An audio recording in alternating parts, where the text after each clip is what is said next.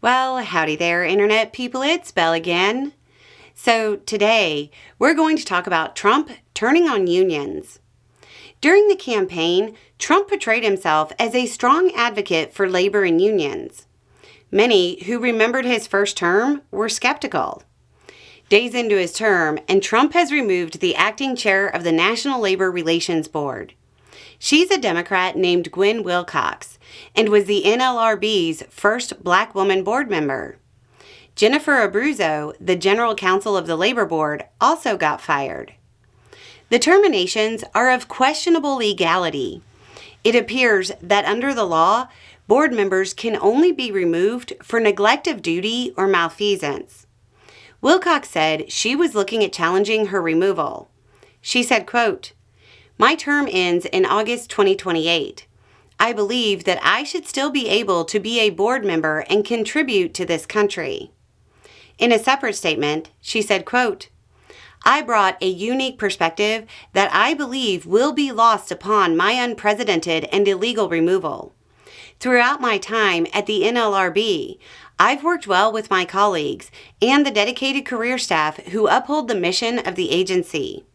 I will be pursuing all legal avenues to challenge my removal, which violates long-standing Supreme Court precedent." If her removal stands, Trump will be able to appoint 2 board members, presumably both Republicans, and the NLRB will be more on the side of the bosses than the unions. Once the new board members are in place, those aligned with the bosses will have the majority. Because of how terms work at the NLRB, union members who supported Trump won't have a find out moment. They'll have find out years, and at a time when union activity and support is on the rise. They'll have a board that isn't necessarily supportive of their goals.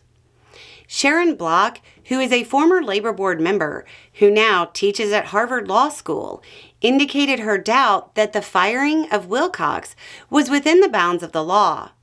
She said she'd never heard anybody suggest Wilcox had engaged in neglect of duty or malfeasance. And she, quote, "hasn't been accorded notice and a hearing. So I fail to see how her discharge accords with the law."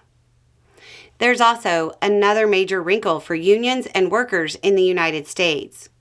With this removal, Trump effectively shut down the agency. With only 2 board members left, they don't have a quorum and can't conduct business due to a 2010 Supreme Court ruling. The president of the AFL-CIO described the firing of Wilcox as illegal and said it would have immediate consequences for workers in the United States. She said, quote, "These moves will make it easier for bosses to violate the law and trample on workers' legal rights on the job and fundamental freedom to organize." This is yet another moment where people who bought Trump's rhetoric and campaign promises will be left trying to figure out how they were tricked. Anyway, it's just a thought. Y'all have a good day.